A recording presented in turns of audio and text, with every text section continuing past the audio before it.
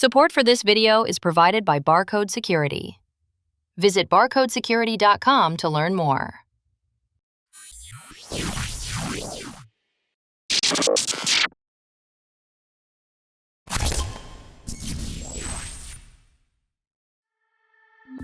The Cognitive Security Institute is dedicated to the science and practice of cognitive defense, providing decision advantage against cognitive attacks through community action, rigorous research, and continuing education. Originally given to our community, the talks in this series showcase some of the brightest minds in the industry. The views expressed are those of the presenter and do not necessarily represent the views of or endorsement by the Institute or our affiliates. Enjoy the presentation. Firstly, thanks, Matt, for having me today. For everyone who is just tuning in, thank you for taking time out of your day to listen to this talk. My name's Annie-Mei Forster.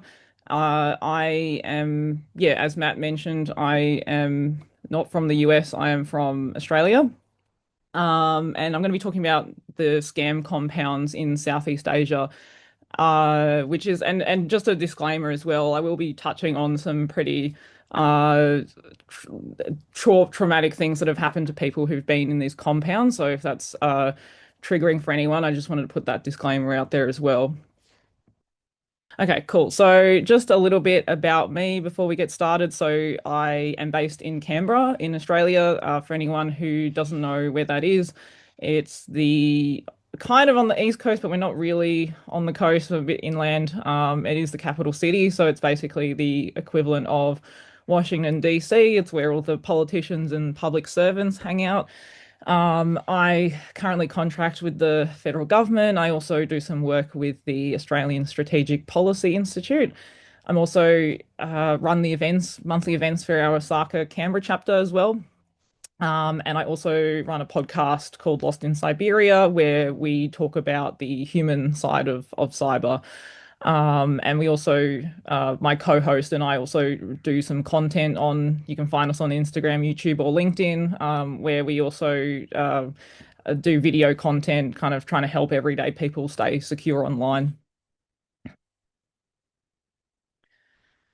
Okay, so what we'll be covering today, basically looking at how these scam compounds kind of started to proliferate throughout the region, looking at the human element to this, so the people that are being forced into committing scams under duress.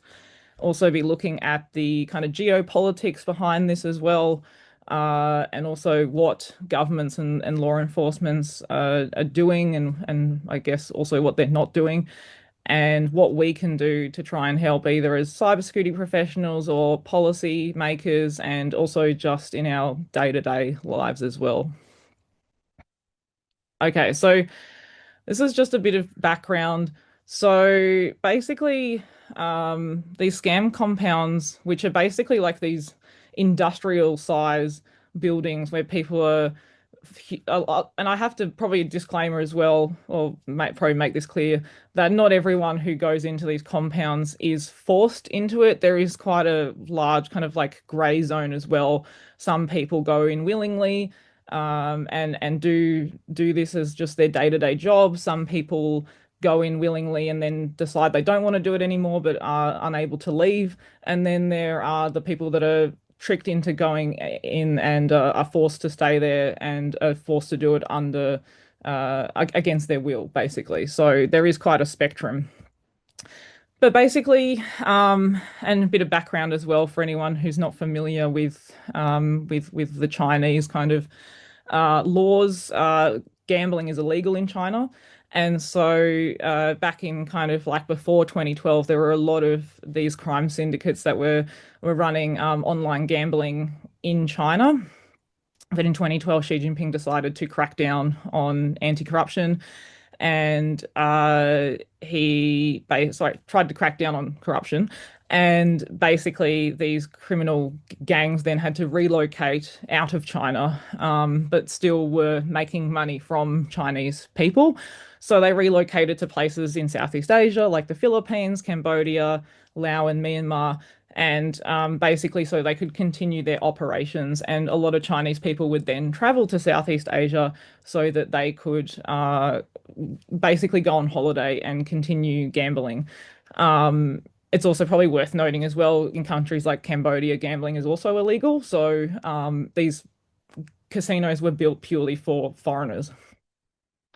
So in 2012, we started seeing the first pig butchering scams targeting Chinese victims. I'll go a little bit more into what a pig butchering scam is, but basically, you can see by mid 2019, Chinese people were losing a lot of money to these scams, and all the numbers in here are in US dollars as well. I'll just note too.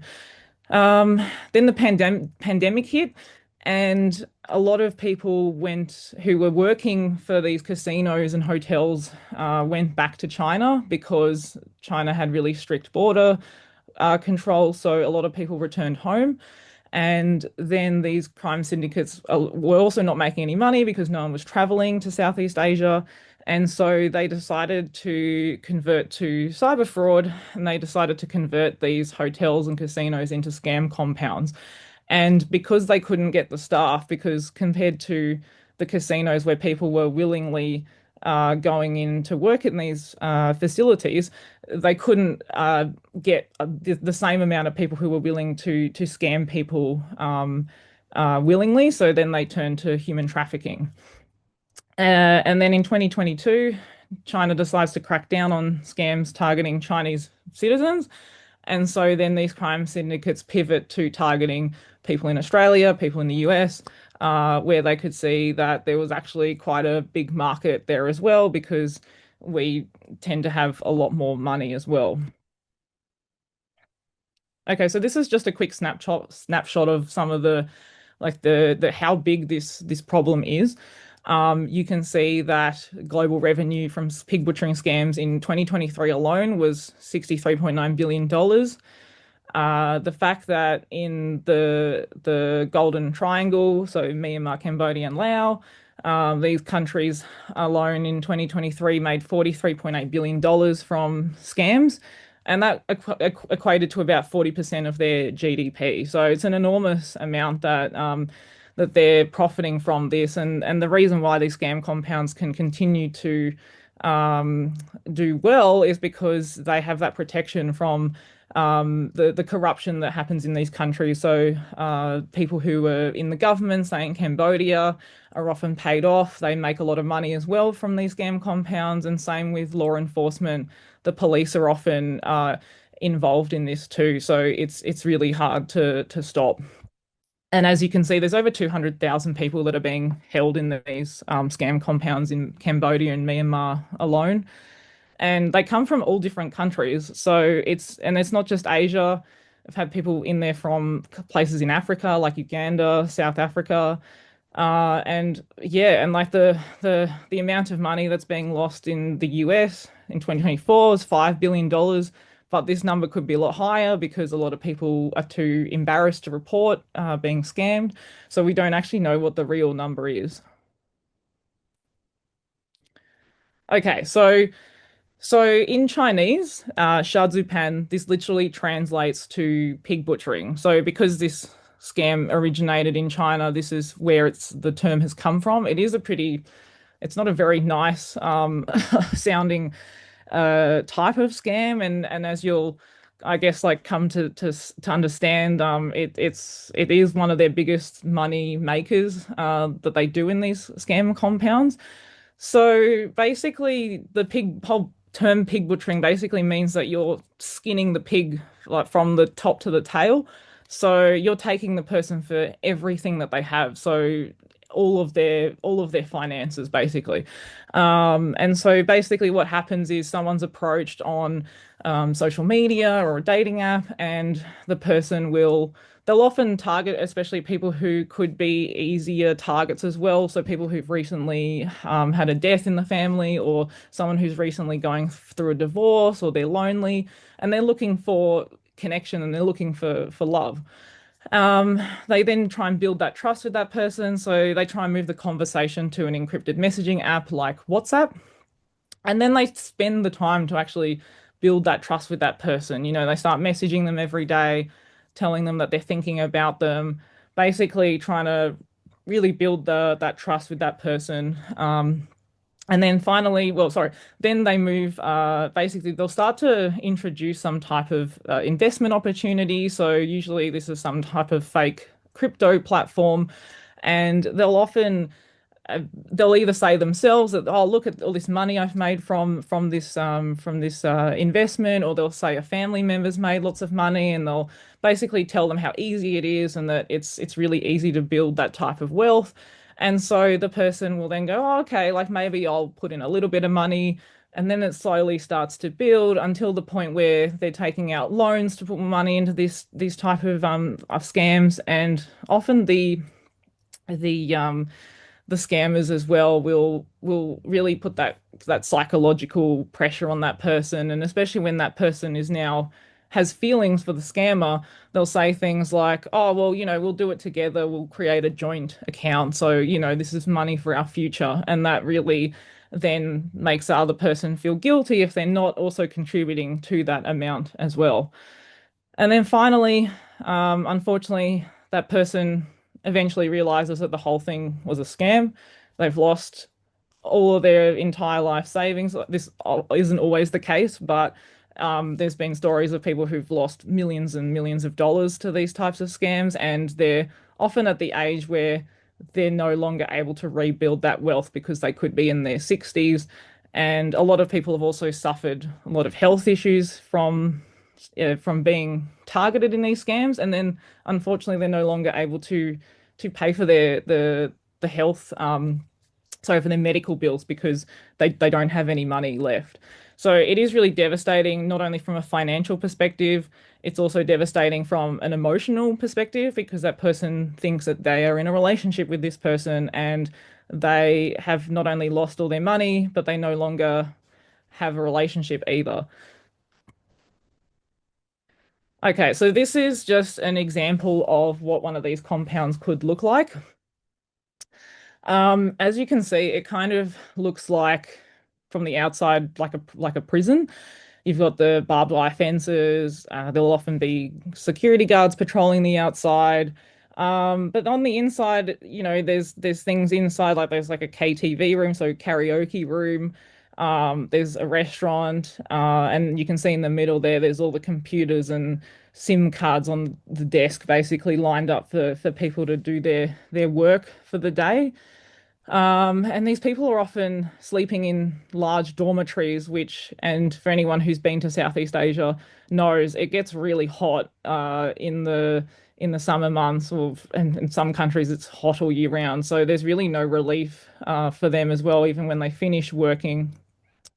The blackout room, which you can see is marked here number 3, actually doesn't refer to the fact that it's dark, although sometimes they can be. But it's actually a torture room.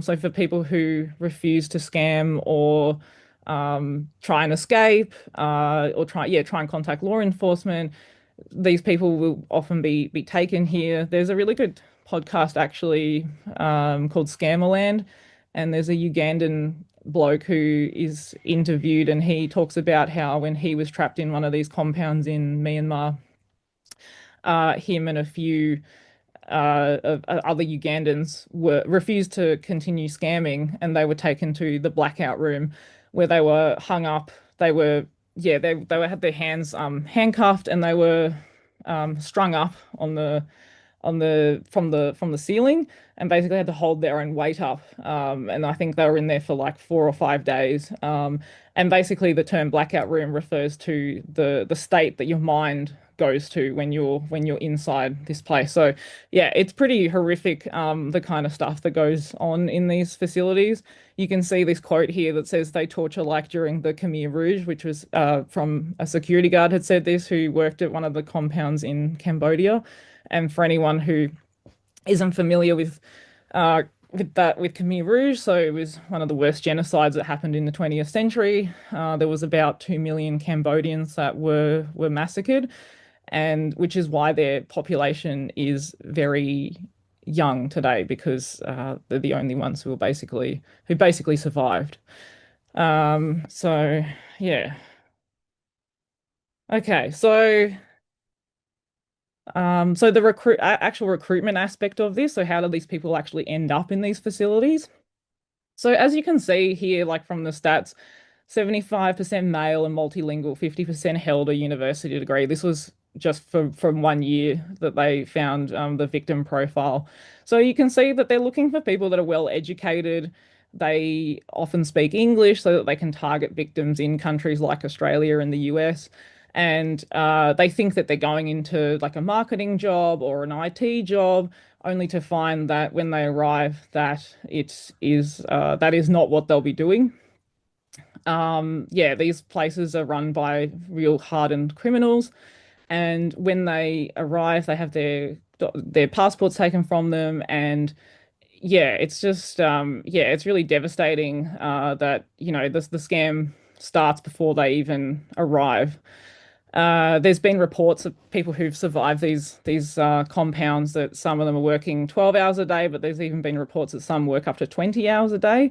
So they barely even have time to sleep. They are punished if they do not, if they don't meet their quotas or if they refuse to scam, and this can involve beatings, food deprivation, torture, including with like electric batons and stuff like that. Yeah, and this map actually shows where victims who've ended up in these facilities have come from. So as you can see, it's pretty far-reaching. Even the US is there. I guess luckily Australia and New Zealand has we haven't had any victims end up in there from here. But yeah, as you can tell, like even you've got Europe and South America, Africa, and a lot of Asia and kind of Eastern Europe too. So it is very far reaching. Okay, so what does it actually look like when someone, you know, arrives and they think that they've got this great job lined up? So yeah, so a person will think that they've landed a great job in, say, Thailand. They'll arrive at the airport and they'll be met by the driver. They think that the driver's taking them to their new accommodation for their new job. And unfortunately, what happens is that the driver then they'll be driving for a few hours and then they start to realize, like, hang on, I don't think we're in Bangkok anymore. And they'll be in the middle of nowhere. They'll might ask the driver to stop or um, ask them what's going on. But the driver has locked the doors, they can't get out, and they're taken to, for example, like the Thai-Myanmar border, where there are a lot of scam compounds along there. They're handed over to the captors, and then they are forced to perform scams. And so, yeah, there's been a lot of horrific stories about, yeah, like people being chained to their desks. The environment is usually very unsanitary as well. And yeah, and another big issue is that a lot of these people are often then resold to other scam compounds if, say, the current compound they're in, the owners think that they're not useful or they are not meeting their targets, they'll then be resold and often to an even worse place to be in. Okay, so this is just a bit of background on a guy called Broken Tooth. Yeah, probably the kind of guy you wouldn't want to run into in a dark alleyway, although, or maybe you wouldn't want to run into his cronies, I guess. But yeah, so this dude, he used to be the former head of the 14K Triad, which was one of the no most notorious criminal organizations in Asia, and he was in jail for quite some time. When he came out, he decided that he was going to focus on Southeast Asia and rebrand himself. And so he founded what is called the World Hongmen History and Culture Association. And basically, he became a puppet for the Chinese Communist Party, where he basically spouted all the stuff that talking about how great China is and how much China's doing for the region and all that kind of stuff. You can imagine the kind of stuff like, especially to do with like Hong Kong and Taiwan, and talking about how that they are part of China, all that kind of thing. And then he basically reached an agreement with the army in Myanmar to basically establish this area called the Dongmei Zone, which was marketed as a tourism project, but it was actually has become quite a notorious scam compound cluster. And yeah, and today, like he stated, I used to fight for the cartels and now I fight for the CCP. And the Chinese government really hasn't done anything to try and disrupt his operations. And he's now even expanded into other markets such as Africa. So has basically taken that model and moved it abroad as well. Okay, so we'll talk about the geopolitics of scam compounds because I think this is really important because um, it is really entangled with China's goals, I think, with the Belt and Road Initiative. So the Belt and Road Initiative is basically China's trying to get its foothold into to various countries and build whether it's ports or infrastructure, railway lines, etc. Even like in Africa, they've used it for things like providing surveillance tools like CCTV cameras and the like, especially in places where they've had a lot of civil unrest. And so the crime syndicates have actually profited from this because basically they'll invest money into Belt and Road initiatives in Southeast Asia to then be able to build these scam compounds. Um, Probably the best example is in Sihanoukville, which is in Cambodia, down in the south, which is where a lot of beforehand used to be a lot of casinos. They've now become scam compounds. And yeah, there's a lot of and I remember going to Sihanoukville back in maybe like 10 years ago, and there was a lot of it was quite dodgy back then, but I can imagine it's far worse now. There's a lot of tourists and stuff who end up there, backpackers who are heading to the islands off Cambodia as well. So it's yeah, and it's just a bit of a interesting vibe in that town. And yes, oh yes, I don't think I mentioned this before, but earlier last year there was a Chinese actor called Wang Xing who was abducted into one of these scam compounds. He thought he was going to Thailand for a movie screening, and he ended up in one of these compounds in Myanmar. And luckily for him, because he was quite famous, his girlfriend actually raised the alarm that he had not returned, and the Chinese government actually got him out, as well as some other Chinese citizens that were forced into these compounds. But after this, there was a massive drop in tourism to Thailand because Chinese people thought Thailand was an unsafe place to travel to, and the Thai government actually allowed Chinese police and security forces to basically conduct raids on the border with Myanmar. And a lot of Thai academics said that this was a violation of their sovereignty and, having those links to China. There's also been reports in the Philippines where there was a former mayor of Bamban, I believe the town was called, and her English name was Alice Guo, but turns out that she was a Chinese national and she'd obtained a fraudulent Filipino birth certificate and she was believed to be a Chinese spy. When the Filipino government finally raided these compounds, they found that there was evidence of Chinese state-sponsored hackers who were working out of these scam compounds to basically target the American military bases that are in the Philippines. And I think the other thing worth adding is like the Chinese government has stepped in to help their own citizens when it's gotten really bad, but they have done nothing in terms of, trying to just stop other people from being victimized from other countries, whether that's people being taken into these compound facilities or the victims on the other side of the screen who are falling for these scams. Yeah, so disruption efforts and, is it actually doing anything? I think the big thing to note is how quickly these crime syndicates can pivot, and they're just ahead of any time like something is going to happen. They're usually tipped off as well by the people who are being paid off in the government or the police, so they already know that these things are going to happen before they do. So for example, in 2023, when China cracked down on compounds along the Chinese Myanmar border, they just got up and moved to the Thai Burmese border or the Myanmar border. So yeah, they were just like, okay, well, if we can't do it here, we'll just move to another location. And for people, you might be aware that currently Myanmar is a war zone, so there's a lot of stuff that these crime syndicates can get away with as well. So then in 2024, Thailand decides to cut off the internet to some of these scam centers across on the border with Myanmar. And then these crime syndicates then simply got in a bunch of Starlink satellite dishes and started, yeah, just continued to work. So they were able to pivot again really quickly. Also mentioned before that the Chinese domestic crackdown on scams lowered the scams that were happening to Chinese citizens, but then it just massively increased the scams that were happening to people in the US.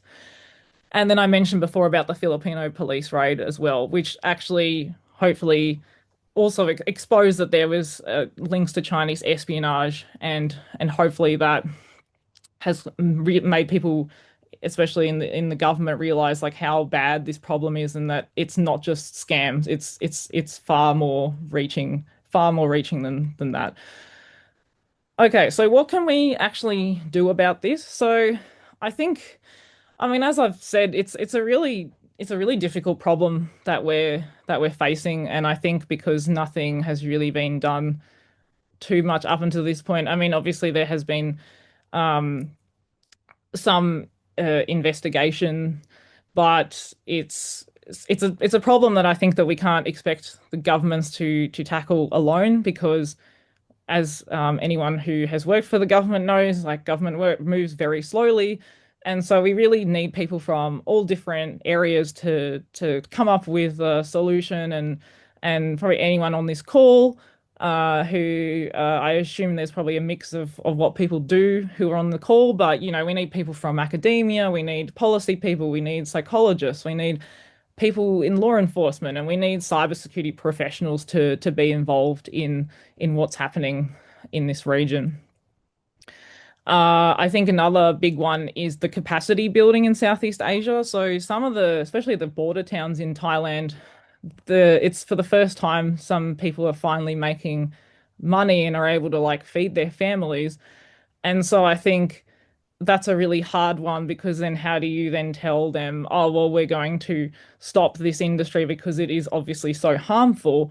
But then can you then expect people to go back to poverty and what they were experiencing before? So, and I think that's when, especially Australia, because we are close to the region, but also the US and other Western governments, I think, need to actually be involved with Southeast Asian governments to really try and tackle this problem, because otherwise they will just become more reliant on China.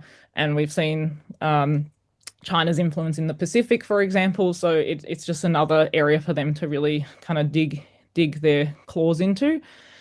The public awareness part as well, I think, is really important. Not only tackling it from both sides, people who we basically, I think the big one is we need to normalize talking about scams. A lot of people there's still so much stigma around talking about it, and but it happens to everyone. In fact, I would, yeah, if there's anyone on the call who doesn't know someone who's hasn't been targeted by a scam, I would be very shocked, unless they're like, a baby or something.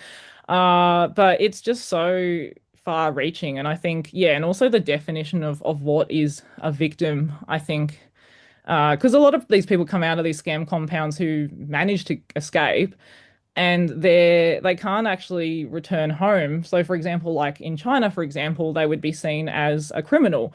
So that's another aspect that is a really hard one to tackle. And finally, protecting journalists as well, who are doing the reporting on the ground, because most of us can't actually be in these areas. And I think that's a really important thing, is that we need to make sure that they're protected. There was a Cambodian journalist called Mesh Dara, who was arrested in 2024. And he's even said that he doesn't want to continue reporting because of how bad he was treated when he was arrested. Yeah, and I think that accountability part is something that needs to be protected for reporters. Okay, so for security professionals, I think there's a lot of different areas. I might just focus on a couple here. I have spoken to a man in Melbourne. He actually runs a yearly hackathon called Hack4G, which stands for Hack for Good. where he's actually originally from Nigeria, and he is actually an ex-cyber criminal himself, and so he's told me a lot about um, the issues with the scam industry in Africa as well. And he told me that like 80% of the population is unemployed, and they have a very young demographic, mostly 18 to 22-year-olds. So what he's trying to do is, and he also runs another company which basically offers scholarship-based training programs to try and provide legitimate means for these kids to basically go into career paths where they can use their skills for good. So these people often have a lot of IT skills. They want to work in IT or cybersecurity, but they end up in working for these really dangerous criminal gangs. And so I think what he's doing is really good to basically run this yearly capture the flag competition with cybercrime scenarios embedded into the challenges. And I think last year he had 600 participants across the world. Another company I've spoken to in Australia, they're launching their product this year, I believe, is called Unfish, and they're basically trying to help companies looking at their brand assets. So they work with big banks, airlines, etc., basically using AI to run analysis to see if there's other websites that are pretending to be their domain. And then the AI spits out like a risk score, and then they're able to basically go from there and try and actually take these fake websites down, which then prevents victims from putting in their credentials or putting money into these like scammy websites. And I think another big one as well is, as security professionals, I do find that we are probably the least empathetic when it comes to people who fall for scams, because I think there's kind of that mentality that, well, we know better. How could you fall for that? Kind of seeing people as a bit stupid for falling that, and for falling for these scams. And I think that kind of attitude really needs to change, because at the end of the day, why do we do the work that we do? It's for the people. When, obviously we're trying to protect the system, but the system is used by humans. And so I think it's changing that focus on the human rather than just the technology, I think is really important. Okay, cool. So there's some key takeaways. I think like if you want to take anything away from this talk today, I think just one of the biggest ones is just really like realizing the scale of what's happening and how this impacts everybody. And I think that also just understanding the kind of political aspect to it as well, how it's able to continue. And I think like really thinking about what we can do as professionals to try and solve this problem. Cool. So that's the end of my talk. Yeah, if you want to get in touch with me, LinkedIn's probably the best way. Otherwise, my email address is there as well, or you can find me on YouTube or Instagram or whatever. And that's also the name of our podcast, so Lost in Cyberia with the CY. And yeah, you can find us on whatever your favorite podcast streaming platform is. Cool. Thank you. Thank you for watching.